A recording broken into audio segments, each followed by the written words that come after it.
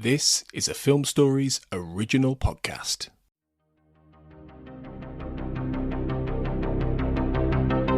This is Writers on Film, the only podcast dedicated to books on cinema.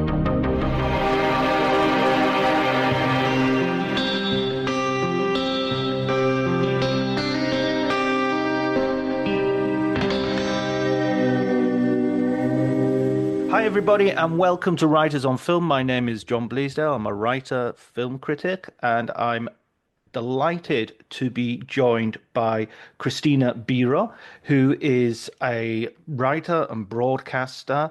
And she's been a friend for many years now. I mean, when did we first meet, Christina? I'm thinking like maybe 6 years already or something like that. Could it be? Yeah, it Yeah. certainly sounds like it. And I think we were first sort of connected online, and then we met in a festival. We have some connections. My husband is half Italian, and of course, you live in Italy and your connection and movies and a whole bunch of things. Absolutely, yeah, yeah. There's loads of connection, podcasting as well, because you've got Yes, your very own successful podcast, right? I do. Well, successful, and for me, it is. It's been growing through the years. Pop Culture Confidential, where I interview um, actors, writers, directors, critics as yourself. We talk about movies and the media and pop culture in general. Yeah, you've just been covering Cannes, and you've done several podcasts from there, several episodes, one of which I was delighted to guest on. Um, and also, I mean, I have to say, your guests are always excellent people. They're always really. I'm always finding myself going, God damn it, how did you get that? Well, thank you. So I wanted to ask you first of all, Christina, sort of your relationship with film. You know, where did it begin? What was your what? I was at a dinner for Mubi recently during the festival, and we sort of got into this conversation about what was the first film to change your brain chemistry, which I thought was a really interesting way of putting a Good one. question. Yeah, Can I go way, way back? yeah, absolutely. We all did. Okay. Well, my connection to movies is lifelong, and analyzing it as I've grown older, I think has a lot to do with my life in many different countries and being moved around everywhere. As you may know, I was born in the States, and I have a background of all kinds of nationalities. My mother was from Spain. My father who lives in Washington, D.C., lived for a long time in Indonesia. I spent a lot of summers there. It was very disparate. And movies were kind of my home. So, I think, classic for our generation. For me, it was definitely E.T. and the whole home and leaving and what means something to you. And for me as a small kid, that was very meaningful and huge, mind-blowing experience for me. And I still cry. I've shown it to my children, and they may also feel quite rootless because we're not quite sure where we're supposed to be in life. And so movies were for me very important. When I visited my father those years he was in Indonesia, my stepmother got me she had a bunch of VHSs of old musicals, West Side Story and stuff like that. And then Spanish movies became something for me when I was there. And it was a connection for me with other people in different ways. And then in terms of journalism, I studied film in university, but I also studied journalism. And I sort of started my career actually in current affairs more than film. I worked for a big sort of Barbara Walters type journalist in Sweden, where we did portrait interviews of everyone from Hillary Clinton to Cuba documentaries to things like that. But when I started Pop Culture Confidential, I felt I was at a point in my life after being a single mom and having a new relationship. And now I'm going to go freelance again. I want to do movies. I want to interview people. And Pop Culture Confidential sort of came from there. Of course, work for several other outlets because, as you may know, as a freelance, we have to do several things at the same time to make it work. But in a nutshell, that's kind of my story. That's amazing. And Sweden sort of pops in there as a country as well. There's Indonesia, Spain, Oh, America, and yes, I Sweden. live in Stockholm. Well, I'm Right, based in Stockholm, although I spend a lot of time. My podcast is more on an American outlet and right, more sort of there, but at the same time, I do freelance work for Swedish national television, where I mostly cover international and American films, and Peter's half Italian and other stuff from Spain. So I don't really know what I'm supposed to say that I am, but I guess a little bit of everything. As are you, of course, as kind of an expat living in Italy, and I appreciate that knowing many people like that, and it's always an interesting experience. yeah, I mean, I do bristle a little bit with expat. I'm more of an immigrant. I don't. All right, okay. I um, don't know what I am either, so. yeah, I mean, expat always seems to ring a bell, which says white rather than than anything else. Yes, You and know? like someone's paid for you to be somewhere, right? Like you Right? get Yeah. everything. Here's your house, and here's your. I I swan don't have any. around. Yeah, I swan around in a white suit and, yeah. and cravat, which I kind of do, but I just don't want I was anyone gonna to. say you do have very nice style. Oh, thank you. I will take the win rather than questioning it, which I could also do.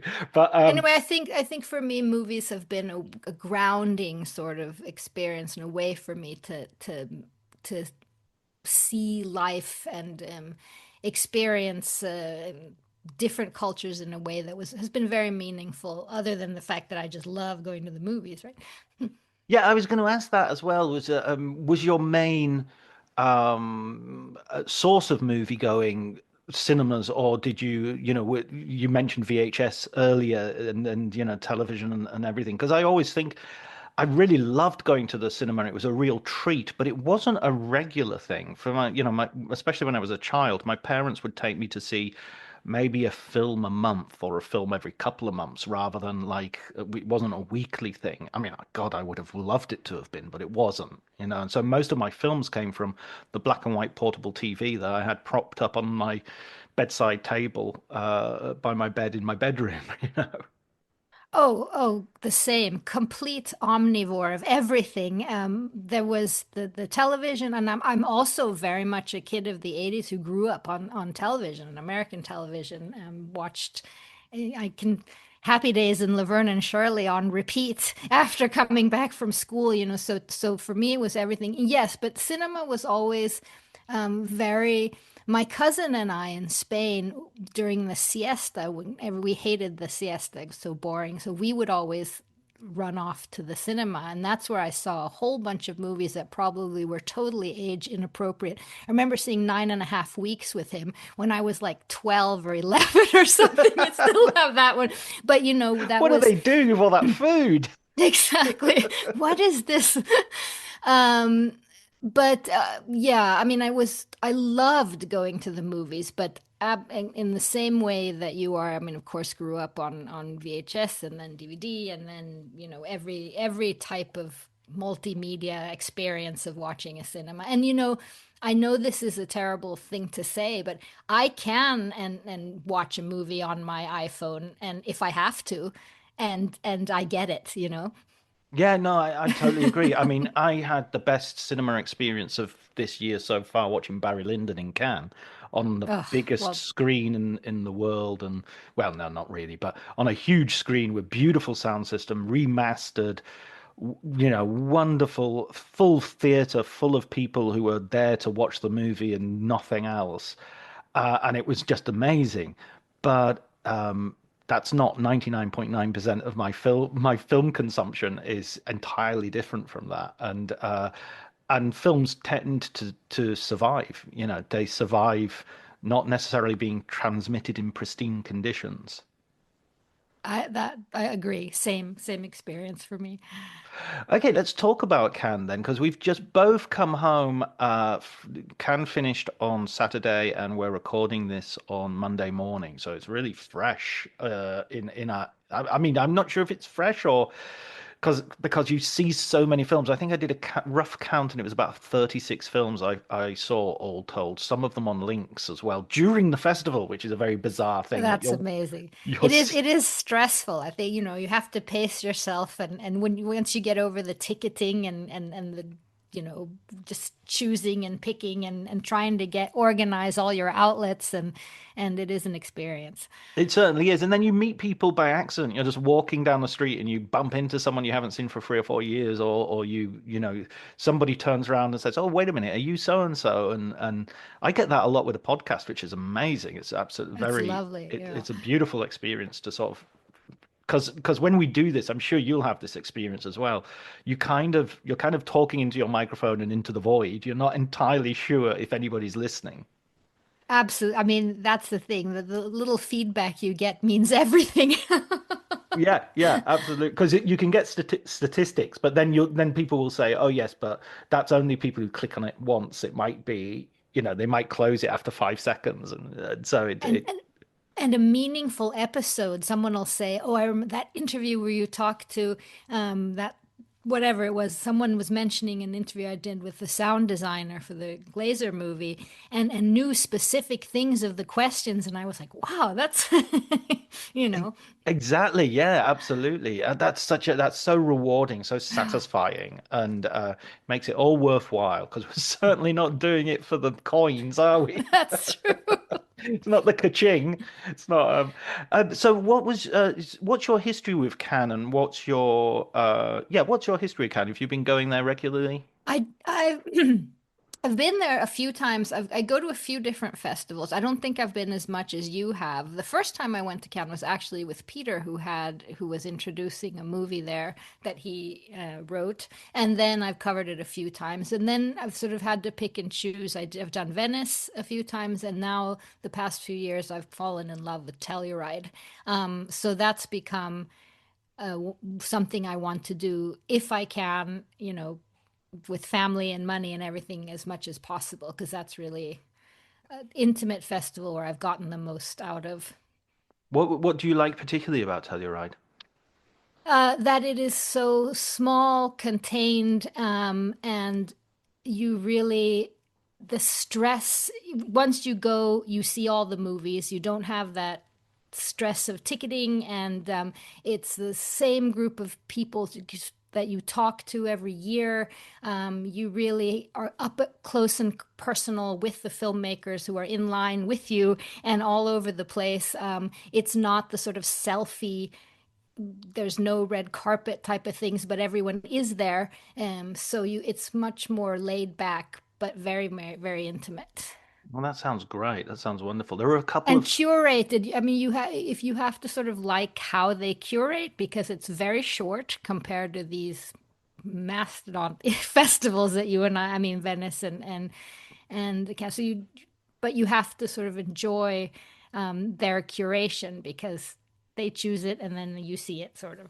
right. Yeah, it reminds me a little bit of well, there's Bologna Cinema Ritrovato, which is the sort of restoration festival where you see films that have been restored, usually on on film. And that's an amazing festival in terms of that intimacy and that you don't have to worry about anything. It's all on your badge, for instance. All your tickets are on your badge. So Right. this is very inside baseball for people. I'm sure they're like, what the hell are you talking about? But it just relaxes you and means you can concentrate on the films and the conversations. And yet, Um, humbly speaking, we're so privileged to be able to go to all these festivals. But answering your question, why Telluride feels, I mean, Cannes is amazing, but in a completely different way. Oh yeah, I think people have to understand about Cannes is that it's three different festivals going on at the same time. There's sort of the Marché, which is in the basement of the Palais, kind of quite symbolically, and is huge, and is where all the wheeling and dealing is done, including in the hotels around surrounding. And then there's the screenings, which are the second festival, if you like, which are the sort of the journalists and the people like us. And then there's a third festival, which I only bounce into occasionally, which is sort of the parties, which are some people never see a film and they just go to all the parties, which are partly business as well. It's those are where the connections are made. Yeah, the So, buyers and the PR people, they're there. I don't, I mean, I stepped into one gathering for the Norwegian film Sentimental Value because I was invited just to go by and say congratulations because I love that movie so much. But that was literally the only sort of here's a glass of champagne for 20 minutes that I got the whole time. Well, some people, have to and really kind of enjoy that as well and are invited to everything and are looking out for all the parties. And I met a that's f- not part of my experience. well, I met I a f- bring great clothes, and I said to Peter, and I got home and unpacked my bags. And next year, this is like the fourth year in a row at some festival. I bring these with. I have not even opened that part of the suitcase. You have to, yeah, absolutely. You pack and unpack your the glad rags. But I mean, I do know people who they'll end up going to a gala and having to dress up just because that's the only ticket they can get. I mean, I've had several people sort of hunting for an emergency tux because the only way they can get to see a film is to go to the red carpet gala, which is so first world problems. It's It really is. unbelievable. Like Where's I don't feel sorry for. I've never been able to click one of those tickets. I can tell you, where's and I have where a pretty good badge. where can I rent a tux? Yeah. Can I? But brilliant. So what about this festival? We've already talked about it on your podcast, so I want people to go off and listen to that episode as well. I can't remember exactly what did we talk about? I think we talked about Lynn Ramsey We talked about Lim Ramsey. We and talked a little bit chronology of about water. Phoenician Scheme and Chronology of Water, for Yeah. example. No, I thought this was a generally a very meaningful, moving festival with several moments of discovery for me. I love disagreements. You were talking about meeting people and talking about. I know, reading your stuff, there's one film that I think you liked that I thought was absolutely abysmal. So maybe we'll get into that one. But I think that's part of it. It's part of having your own experience. And I think that many people that I talked to were sort of put off by the female trauma porn, as they called it, of this several movies that had to do with female trauma. But I was actually invigorated by several of those, including Lynn Ramsey's Die My Love.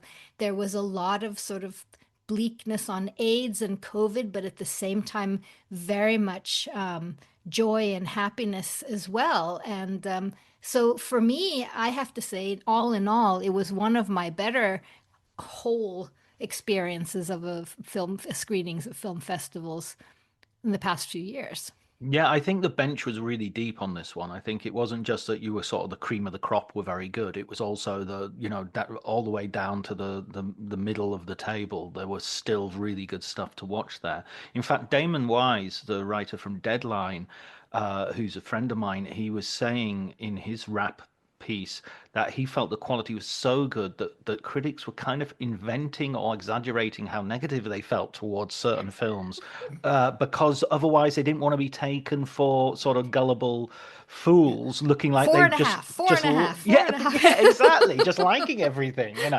I think that's funny because I think last year it was the opposite case. I agree. There wasn't that level of quality, so perhaps we were boosting up certain films simply because it was just like, okay, I haven't seen anything good, so this film's that's okay, I'm going to say is great, and this film that's great, I'm going to say is a masterpiece. Yeah, and Um, just looking at the winners, for example, there were so many. I was so happy with the jury, including in the uncertain regard, because I really liked the mysterious gaze of the flamingo, which won there, Pillion and Urchin, two great movies, and as well as a cornucopia of the actual winners that the jury chose for the Palme d'Or, So Secret Agent was one of my favorite. Trier was probably my best experience, and Sound of Falling was included, which I think you and I talked a little bit about. No, we may perhaps didn't talk about it on my show, but I talked about it on another. So in all, I thought it was much so. Then there were a few that I really didn't like, but that was interesting Right. too. Okay. We'll get to that in a moment. I get a feeling we're revving up. I don't want to get to that too early, and then not No, you don't. don't want to talk to me for the rest of the podcast. Um, well, let's go through some of the winners and the winners and losers. I mean, it's interesting that the films that we actually talked about on your episode, I don't think featured much in the awards. Lynn Ramsey walked away with nothing. I was hoping for maybe Jennifer Lawrence getting some Me sort of too. recognition for her performance, but I know that that film was divisive, so it wasn't a huge surprise. It didn't receive anything. Did you see the one? Because I missed the one who actually won the best actress. No, I didn't see. You What didn't what see it? was it? No. What film did she win it for? Was it? No, I don't remember. Yeah, Daughter. this is where our Yeah. preparation pays off. In other words, neither of us have done any. We're so exhausted. We're just Exhausted. let's see if there's a full list here. The Little Sister, Sister, right. Nadia Meliti won. No, I didn't see that. So there were a few films that I didn't see that won. The Secret Agent, Kleber Mendonça Filho, won Best Director, and Wagner Maura. I hope I'm pronouncing that. You can correct me as a Spanish Yeah, speaker. Wagner Mara, yeah. Yeah, The Secret Agent. Wonderful film. I really think it's a John Bleasdale film. If it's it was the best opening of the entire festival. The first 6 or 7 minutes of that movie tell you everything about the movie, about Brazil in this era, about the, you know, the police dictatorship, what they're going through, the civilians. And from there, it just led me, it's not easy to follow because there was some things take almost an hour and before you start realizing who's who and what's kind of going on. But it has kind of what we opened this whole show talking about because he blends myth with everyone is watching Jaws in the cinema, and that Wow. sort of comes into the story of this sort of researcher who's, involved. I don't want to say too much. That's why I'm kind of pacing myself, but Hmm. he's dissident. They're living in this safe house and what's going on politically in this town. Well, at the same time as Jaws is the huge movie in the cinemas, and you kind of get that thing. Wagner Mara is amazing. And it'll be interesting to see where this film goes during this award season, if we're talking about that, since Brazil had such an epic success with I'm Still Here, and which is kind of from well, not just kind of, it is from the same era and kind of the same themes, but this is equally as good and interesting that it actually received 2 awards because they tend not to do that, these Cannes juries, but for me it was quite worth it. Yeah, I was a little bit surprised at that as well, and I was also wondering if there was a Spanish actor from the film Sirat, which I was thinking might pick up an award because he is such a The one who plays the father, correct? Is yes, that, yeah, you were telling exactly, me. who's a kind of a veteran Spanish actor, um, Sergi Lopez is his name, but Sirat did win a prize as well, so that's not necessarily. It didn't come away empty-handed. The one thing I will say about The Secret Agent is I did go to see it.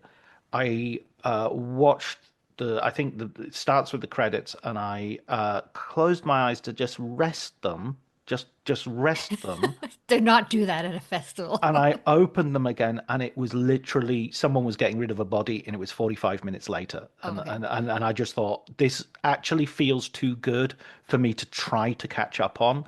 I'd rather just watch it from the beginning and watch it properly and stay awake. Smart. No criticism of the film whatsoever. I think when you're watching 3 or 4 films a day and you're getting up early, getting to bed late, falling asleep is just an occupational error, an occupational hazard. So I'll hold up my hand and say I was gonna watch it on the rewatches, which play on Saturday, but I decided to come home. So that's one I've lost out on, but it's one I really look forward to seeing, and it's kind of nice because I think it will be shown at like some more European festivals before it gets a release. Yes, So I think so. I might catch it at Locarno or at Carlo Vivari before it's out. Um, Other prizes went to some films I didn't see, like The President's Cake, the Iraqi film by Hassan Hadi. Did you get an opportunity to No, see I that? did No. not see that. Okay, so moving swiftly on. Um, My Father's Shadow also got a special mention as to the Camera d'Or. It's given to a first-time filmmaker, and Akinola Davis Jr. That was the Nigerian film First time Nigeria is in the in Cannes Film in Festival. Cannes Film Festival. So Mm. that was a brilliant. It's good, great recognition. I heard that the film is very good. So again, I look forward to catching that somewhere down the road. Best Actress Nadia Maliti we've already mentioned. Best Actor Wagner Moura we've already mentioned. Who the audience will remember from probably his most famous role is in Narcos, where he plays Pablo Escobar. Best Screenplay, Jean-Pierre and Luc Dardin, the Dardin brothers, for Young Mothers. Did you see this one? I didn't, and I'm sad I didn't. Darden Brothers have never been very huge for me, and I kind of probably put that to the side in my stressful um, trying to figure out what to see. So I didn't, but I heard a lot of really good reactions to it.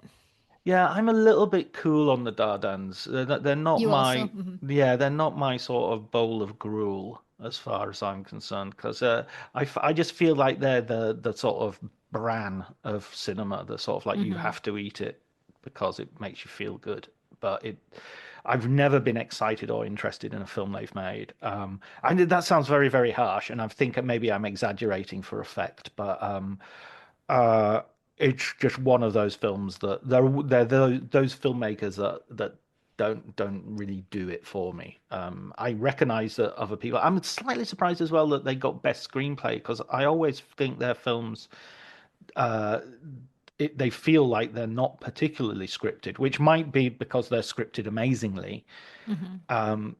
but they always seem that the screenplay is not the thing that I would think of rewarding them for, put it that way.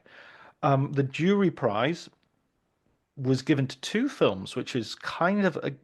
And some people were on social media upset by this because they say it devalues the prize. It's not the first time that it's happened. It's happened before. I think Jean-Luc Godard won a prize the same year as the Canadian filmmaker Xavier Dolan, and it was almost like a generational thing. They were giving the youngest filmmaker and the oldest filmmaker the same prize.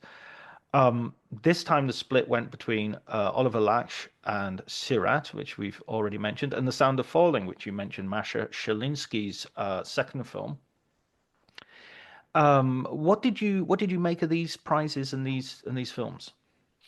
Well, Masha Shalinsky was for me absolutely transformative. I am so um, astounded that this is just her second film. I thought it was so assured and beautiful, and there were rumblings of Bergman in her cinematography and her pacing, and I completely agree. It's a dark film about the female experience and how um, we perhaps generationally bring with us the experiences of the women before us. It's a very harsh look at death and how we bring that with us in coming generations. And it's it doesn't really have a plot. It's hard to describe, but at the same time, I was not bored for a second, and I just think it's a really assured little masterpiece, and I was taken by it very early in the festival. So sometimes you don't know if there's some sort of recency bias in the winners that come after, so I was happy to see that coming back. And Shirat was one that unfortunately I missed because I was doing television when that was on. So I saw a movie that started 15 minutes after, which was Flamingos, which was the one that won Un Certain Regard, and I wasn't able to see Surat, but cannot wait to see it. I hear that it's a real audio-visual experience in every way. So it seems like they've really picked two films that critically and audience-wise people liked. Yeah, I agree with you on Sound of Falling. It was the first competition film to screen, in fact, at the very beginning of the festival. So it was kind of like beginning on a real high, which is kind of unusual. You sort of think Right. they're gonna. I mean, I suppose the opening film gave us lowered the temperature a little bit by being just sort of flatly there rather than anything in particular. It was a very French film. Leave One Day. Uh, but yeah, for some reason, this film really reminded me of Gabriel Garcia Marquez. It had that same feeling of a family throughout history, no one central figure to sort of tie on to, and then sort of experiences repeated by different generations with different variations. Beautiful to look at, really well filmed, really, really sensual as an experience, or sensuous. I'm not sure which is more appropriate here. And you're right, a sort of there was almost like it was a haunted house story in some, because it's all set in the same house in Germany, sort of rural farmhouse. So yeah, it was a fascinating film. I've heard some criticism of it since I saw it, as ever with these festivals. But of course. But of course, yeah, absolutely. People sort of, there's the front lash and the backlash. There's and then the backlash to the backlash. I mean, one of the things I love about the value of this festival is that I meet so many people I disagree with, and they're just as clever as I am, or more so, and yet That's what I mean. I I love know it. I they're love wrong. that. It's They're like wrong, but they have such interesting perspective. exactly, exactly. I love the disagreements. Yeah. Absolutely, and it sort of has a democratizing effect because you just think everybody can, I don't like this idea of like, oh, it's all just subjective. It kind of isn't, but it kind of is as well. It's just, we shouldn't let it being subjective be a way of stopping argument, put it that way. But if I can just, because what I Sure. think has been interesting with the disagreements I've had around this festival is basically I've agreed with, yes, the filmmaking is good. The idea that the daringness of making this movie is interesting, but for me, here's where it falls flat. I mean, it can be a certain Mm. thematics or something, but basically, we agree that it's an interesting concept that either worked or did not work for you. Right, right. And I mean, Sirat, to the point, was divisive. I heard people before I went to see it. People actually lowered the bar for me. People said, "Oh, it starts really well and then it goes downhill." And I've had the entirely opposite experience where I was watching it and thinking, "Well, this is okay." And if it goes downhill from here, then we're really in difficulty because it's not, you know, we're not that far up. And then it just built and built and built, and it got better and better and better for me. But it getting better depended on you going with it. And it did go places that were unexpected and extreme. And whatever you think I'm saying with those words, unexpected and extreme, that's not what happens. So so yeah, I can't wait to get your try to avoid any reviews or any further conversation than this, and I just unfortunately have a huge spoiler already, oh no, but okay, yeah, okay, I think you know probably which one, but yeah, I think yeah, I can manage anyway. yeah. Well, to tell you the truth, if you see it in the big screen and you see it in an immersive environment, I think there is so much in the film that it will survive spoilerage. Even if somebody tells you the whole plot, you will still be pretty amazed by the experience.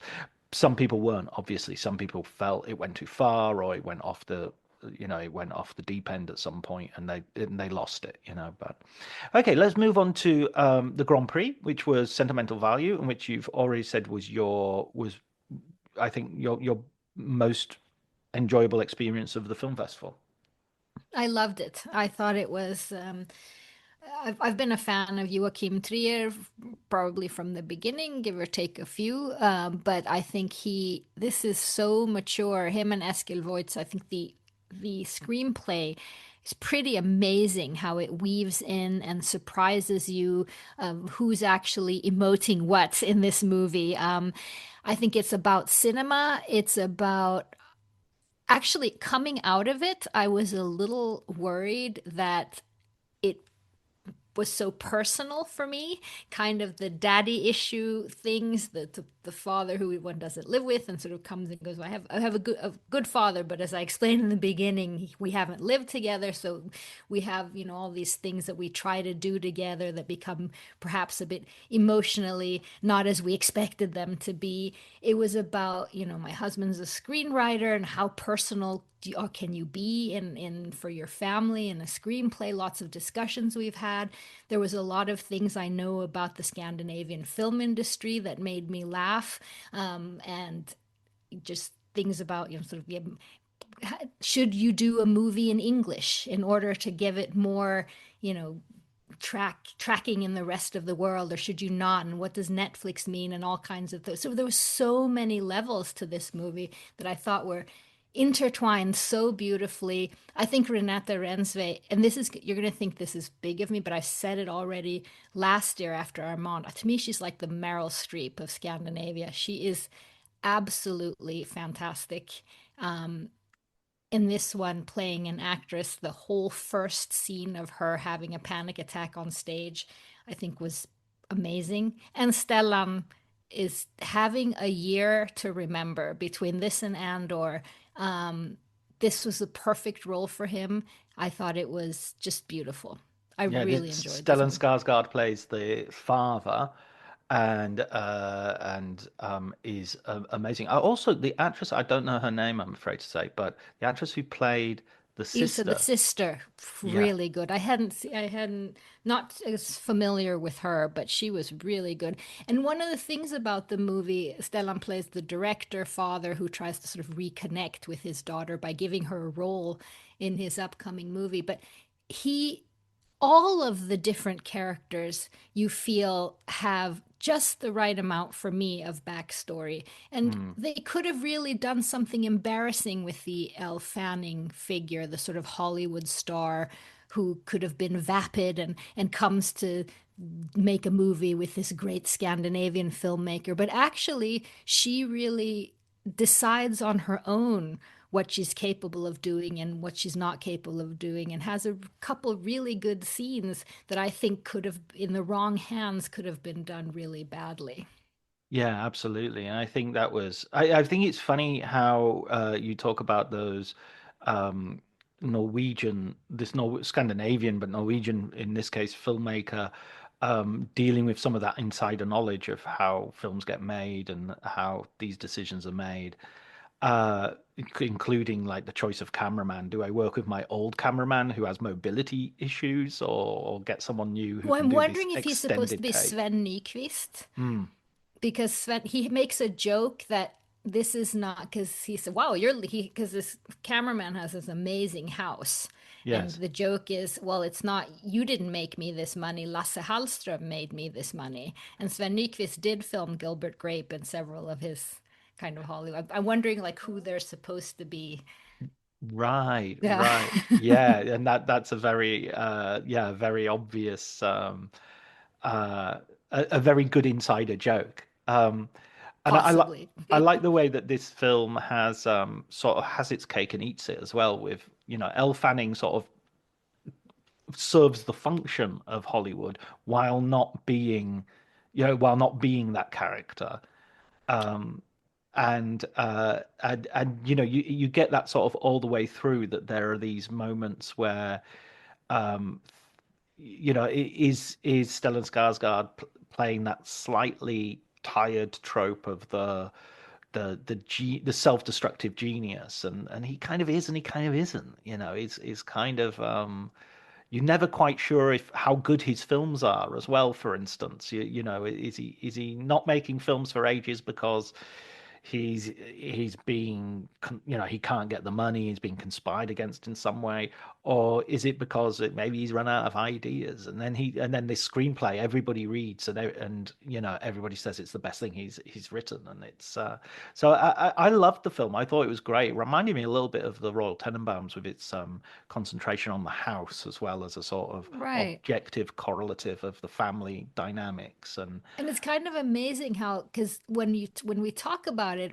once again, I feel like there's so many different themes happening here. We also have like the mother, the war theme running through as well, and you have the sisters and the theme of like, why am I the fucked up kid in the family, and Right. you're not, and still all this comes together. That's why I'm thinking I was kind of thinking that this would get screenplay, because for me it was a very elaborate and really worked at the end, putting together so many different themes that actually came together in a way that surprised me how much it affected me.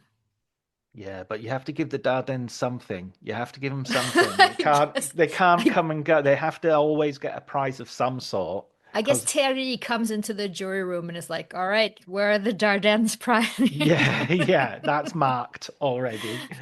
Um, yeah, no, I mean Grand Prix is of course it's basically the second prize. The silver medal if you like, and so it's a really good. And I think, Joachim Trier, I remember he was, when he was in Cannes with Louder Than Bombs. Was it Cannes or Venice? Actually, it was in Venice he had Louder Than Bombs.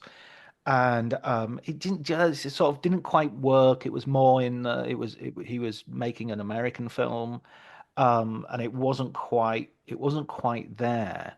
And I feel he's really coming back with a two punch, and this is the second part of a three-part trilogy he wants to do, of sort of thematically linked films. The first part being the worst person in the world, and so I feel that he's building a really important piece of work here, and once it's complete, we will see something really valuable.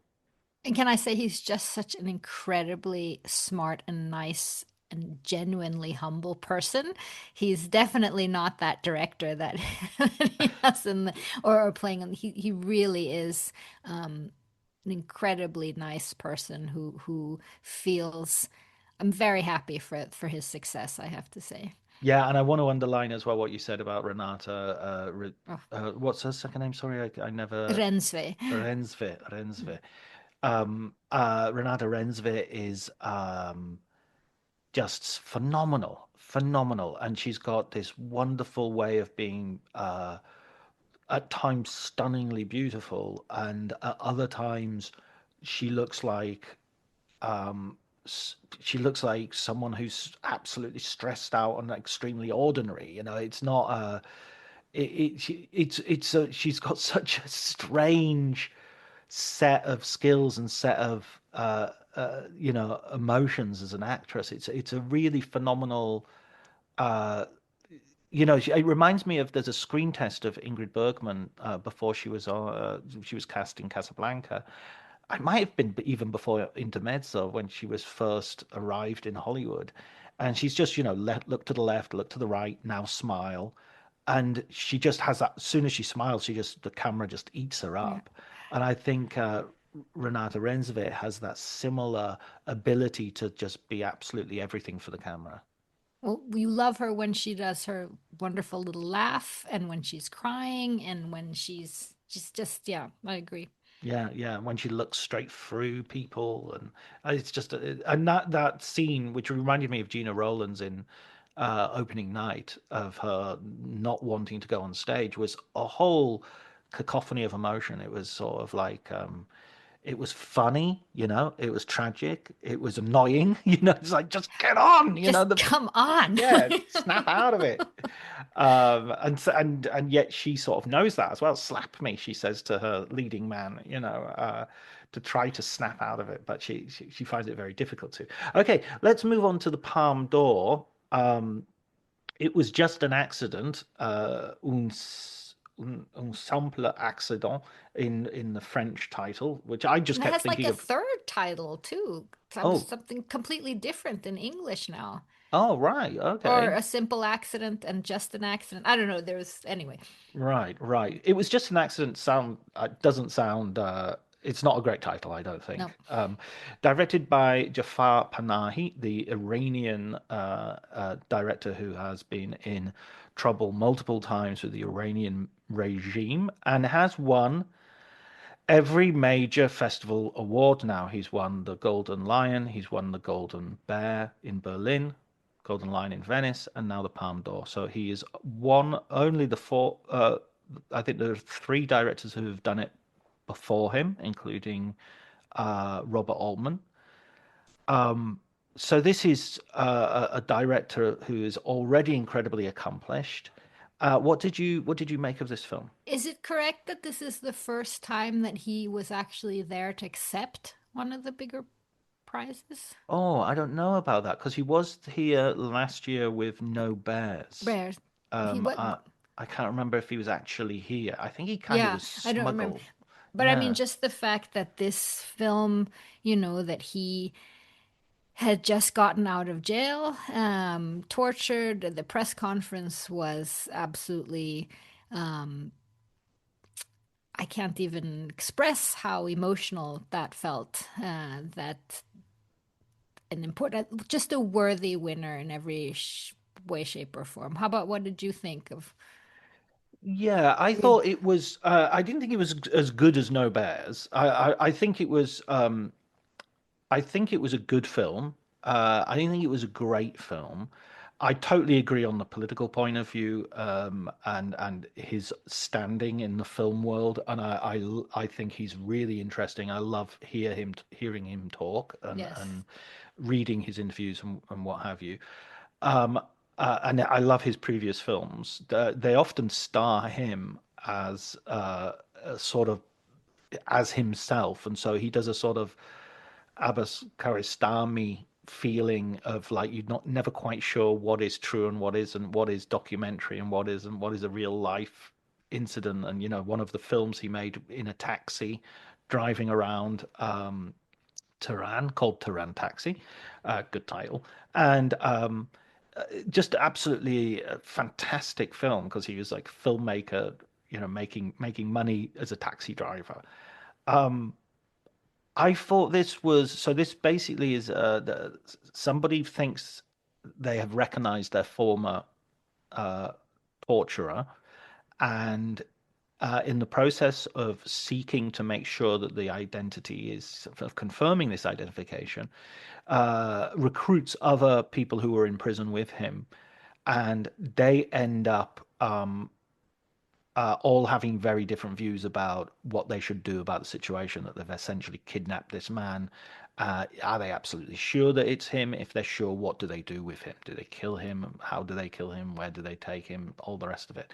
And it becomes kind of a very dark comic parable because these people include a bride and groom who were taking wedding photographs, and a hot-headed man who just seems to want to fight with everyone, and a couple who appear to be falling in love during the process of this one day in which this is all taking place.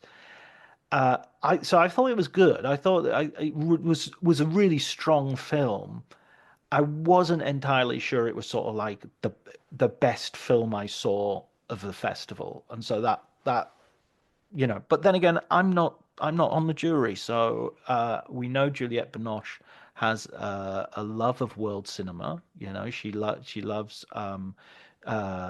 She appeared in an Abbas Kiarostami film herself, and so in a sense, it wasn't a big surprise when this was called as the winner.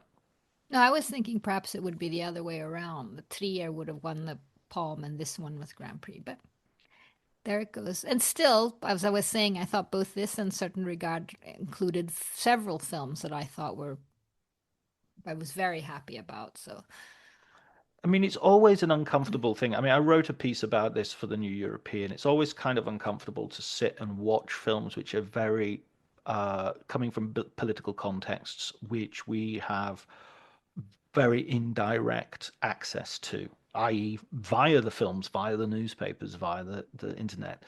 And then we walk out of these films and we are in a harbor filled to the gills with super yachts, and there's a casino, and there's a Dolce& and Gabbana shop with a security guard Hmm. across the road, and there's a red carpet full of the most famous and wealthy cream of Hollywood. Um, so it always feels a bit strange that we're in this context, and yet we're watching films like Panahi's film. We B. Gann's film Resurrection showed up, was only a late addition to the competition as a result of it needing to be passed by the censorship board in China. Likewise, there were several films from Ukraine, several films from Gaza. There was Once Upon a Time in Gaza, and there was Take Your Soul on Your Hand and Walk, which I saw, which was an absolutely devastating film. I'm not even sure you can really call it a film, but it was a devastating uh, act of witness. And so it is a strange feeling that sometimes stirs, that there's a strange incongruity to what we're doing. But I was pleased that it won. I wasn't, I mean, the prizes are the least interesting part of the whole thing, but It, only so in so much as they stir up debate. Let's say that. you mentioned Baigan, which also won an award, and I'm so disappointed that I missed. But you thought that was amazing. That would have been my Palme d'Or. It would have. Hmm. Yeah, I would have chosen that as my Palme d'Or, Sirat as my Grand Prix. I would have given the jury prize to Sentimental Falling, and the value of sound, perhaps. Um, uh, yeah, I think Resurrection would have topped it. This is a film that is massively ambitious, and when we use the word ambitious, sometimes we mean there's an inference that it fails to achieve those ambitions. And in this case, I don't think that inference is needed. I think it's massively ambitious and achieves those ambitions. It's a film about the history of cinema. It's a magical film where everybody has learned that the secret to longevity and to immortality, in fact, is to not dream. And so if you don't dream, you are like candles who are not lit, which is a wonderful metaphor as well, because you're just a lump of wax, basically. But there are still dreamers who refuse to accede to this immortality, and these dreamers turn into monsters because they're in the process of dying. They're melting through cinema, essentially through dreams, and we follow one of these monsters through five different genres, five different senses. Each of the senses is placed in a story, and these stories are all referencing so many films. It's unbelievable how many films get sort of referenced and used in the Oh, films. I Yet cannot sort wait of for this movie.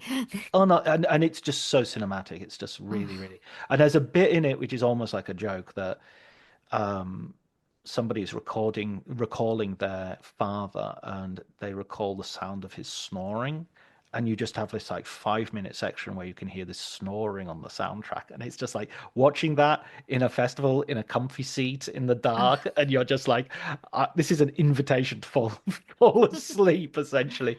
But that's sort of like almost like the film is so with you on this. It's so you are. This is the most sort of the most film since sort of Eyes Wide Shut, in exploring the idea, the connection between films and dreams, and films and desire and dream and everything. And I just and towards the end, there's a wanna, as they are called, to beat the band. It just goes on and on and on, and it's so absolutely, for again, as I say, I think it's ambitious, but it's so accomplished. It accomplishes those ambitions. Cannot Um, wait.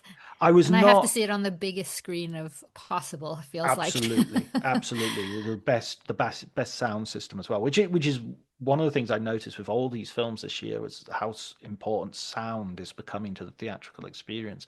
Perhaps as a reaction against sort of watching films at home and that sort of stuff. It's like you have to see this, surrounded by the sound.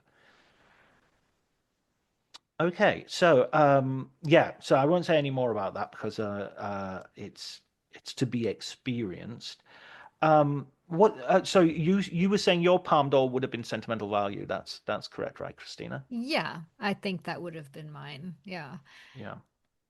And what the final sort of takeaway? I think we're both. Oh well, wait a second. We haven't had the huge disagreement. What was the huge disagreement about? Oh, you mean the one I think that you like that I thought, which has nothing to do with the prizes or anything, Okay. because I didn't like Alpha, but I'm not sure where you stand on that one. But the one I really did not like was Splitsville. Oh my Oh, God. Oh I my thought, and you loved God. that, didn't you? I absolutely adored that film. I can that So Splitsville If is you had told me any other film, I would have been okay. But Splitsville, how can you not like Sunshine? How can you not like Lemonade? because it's so dated and it's so Michelangelo Covino. So it's a kind of a sitcom-like relationship film with Dakota Johnson and the absolutely wonderful Adriana Jonah, who's also in Andor. Uh, I just found it to be so written by men, dated, ridiculous. The Arjona, I don't want to give it away, but her arc at the end where she the man who's written this is what will make you happy, honey. We've saved you from what your yourself and now I just thought it was again, it's hard to talk about because I'll give everything away. But it was dick jokes and stupid sitcom like fights and just really bad. No, yeah, this is Yes. you are so See? wrong. I'm so glad that we can give the listeners an example of smart people being wrong. You feel you can feel less bad about it now at home because you could hear an example of it right here. No, so Alpha, first of all, I thought was okay. I didn't think it was a great film. I thought it had great bits in it, especially whenever there was music, it got really good. And whenever you tried to work out what the actual story was and what it actually was saying, it got Really? The very Nick weak. Cave on the pretentious oh no, oh no.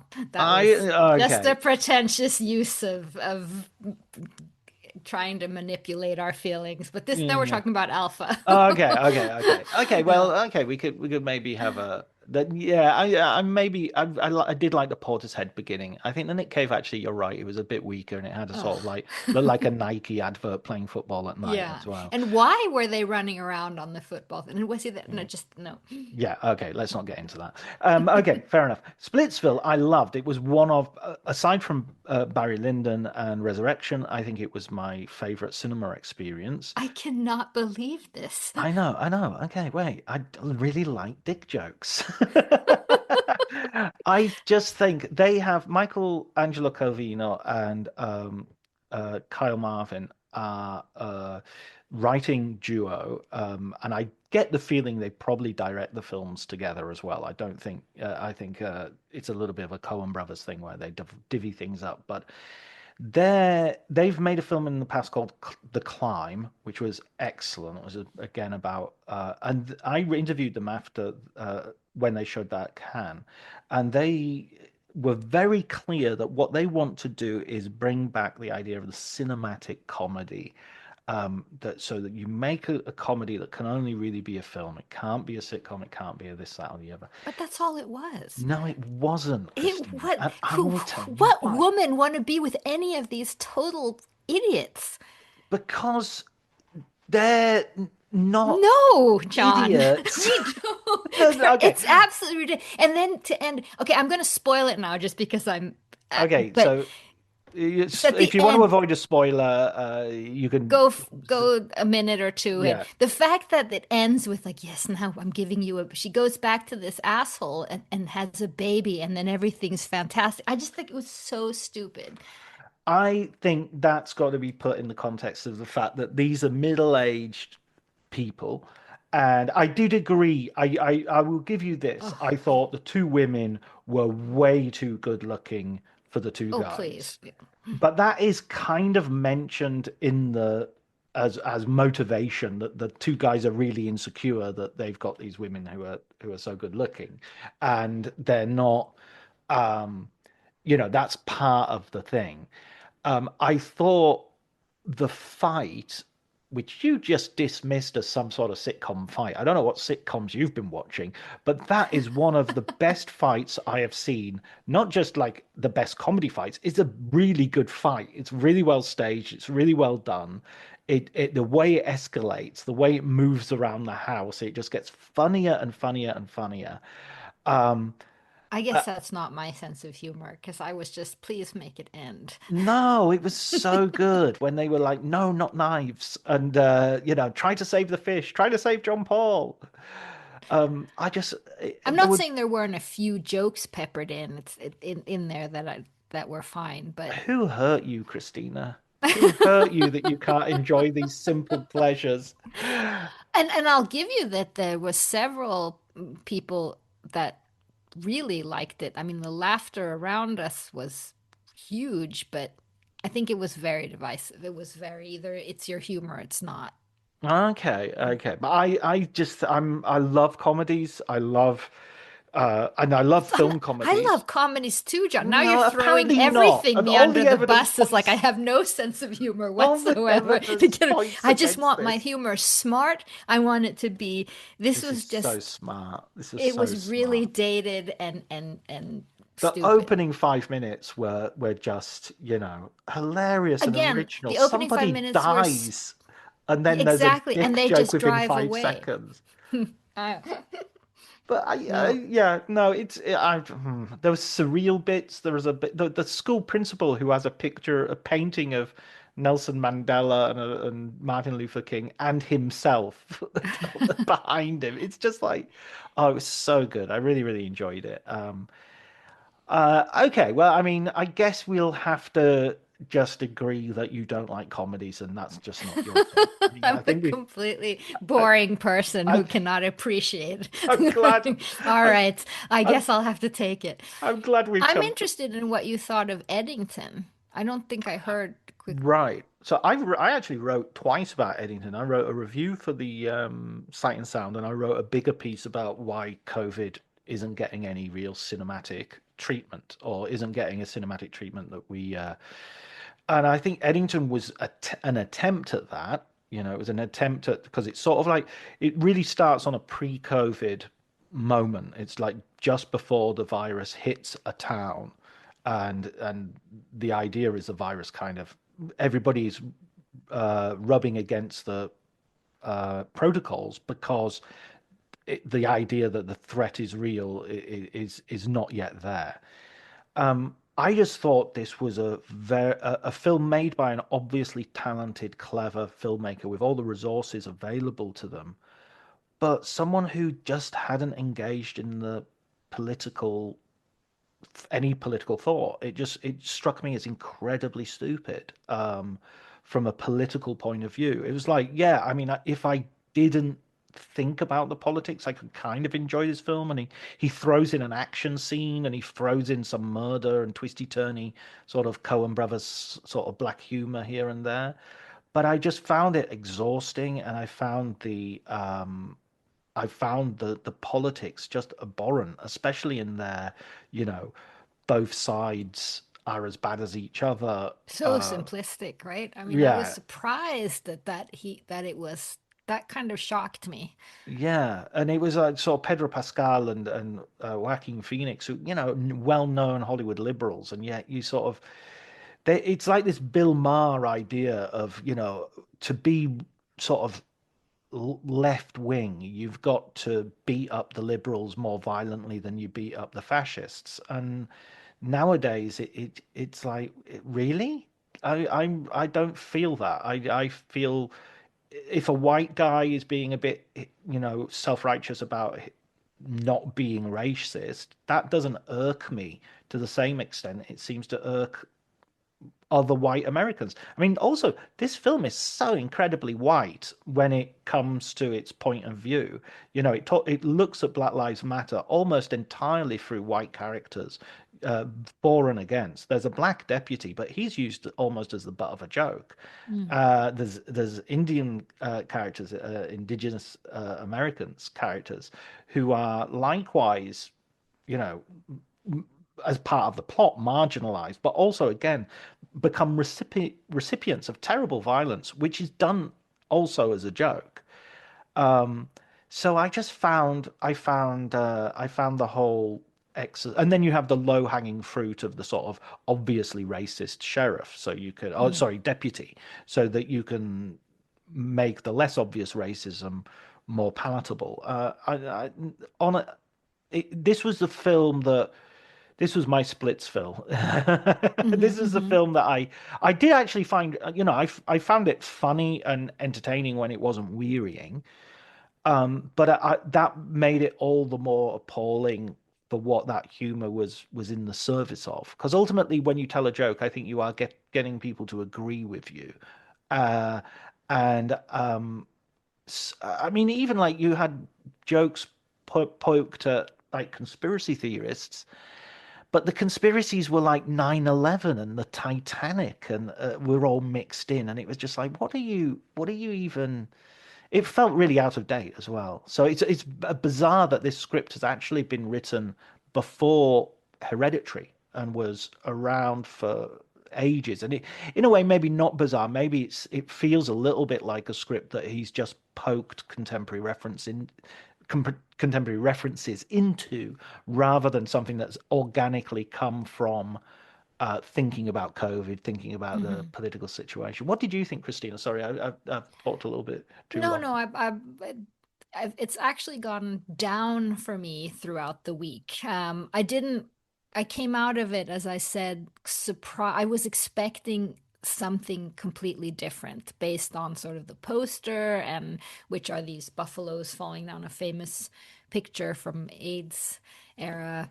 I was expecting something different, something smarter in terms of the politics. I thought it was incredibly simplistic. I did think Joaquin Phoenix was really good, um, and used well, and I appreciated that. I laughed a few times at I guess the teenagers Black Lives Matters organization had some funny, poignant jokes in it. But all in all, I found it to be, it's really hard to do satire. It's really hard. Don't Look Up, remember that? Yeah, The sort of yeah, kind of that type of thing, which was also a failure. I think this one, um, ultimately became a failure for me. yeah. I mean, I found Don't Look Up much more successful than this, and I didn't find it a total success Yeah, no, by that any one I means. didn't. Mm. But it felt, at least it had a coherent sort of political thought. This feels like he's just throwing every reference he can get into the film and hoping something lands.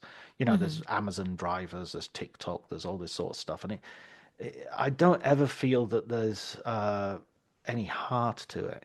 I think there's an aloofness which is ultimate. I think the best satire comes from some sense of righteous indignation and anger and heart. You ultimately give a shit. This felt like cynicism, pure and simple. I mean, Mm. Network is a very cynical film, but it's got a really righteous core to it that, Oh, you know. yes. I mean, I'm no, Not I, I'm even comparable. I'm comparing it to the highest possible, but Yeah. I just want to mean cynicism per se is not necessarily a bad Right, right. thing.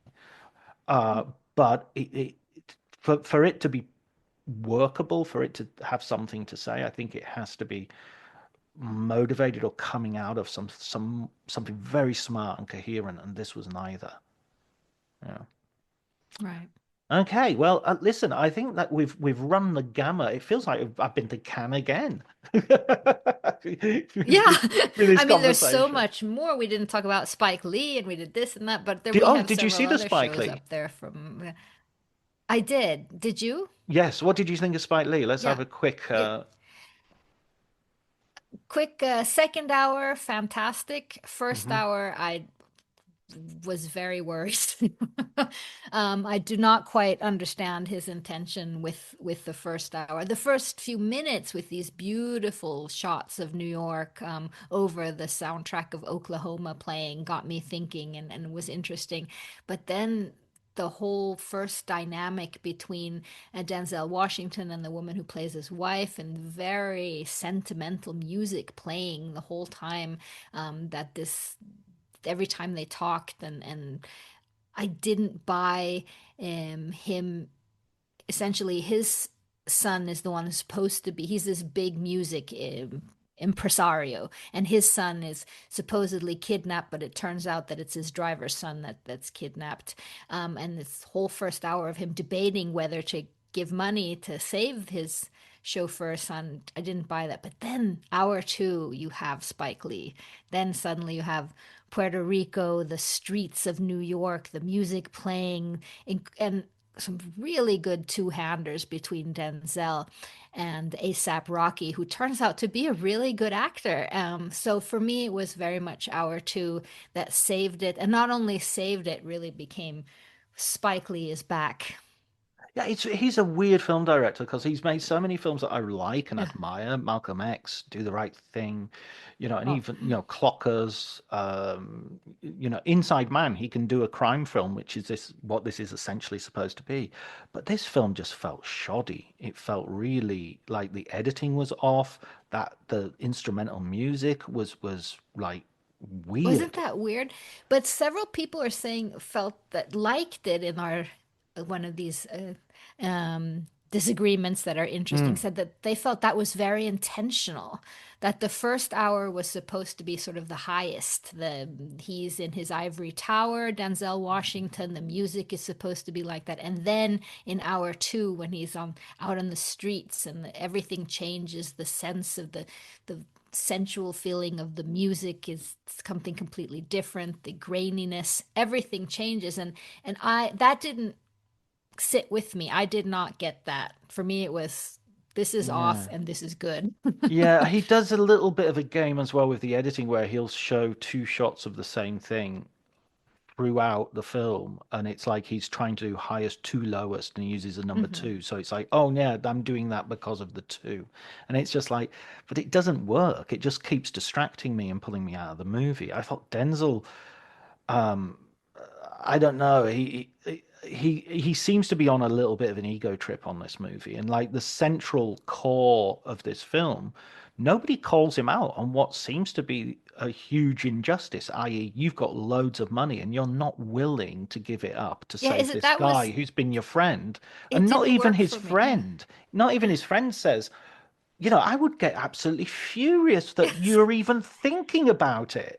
This kid is supposed to be your godfather, and you're like, yeah, but it'll screw up my income tax And not just returns. thinking about it for a little bit. It felt like it dragged on.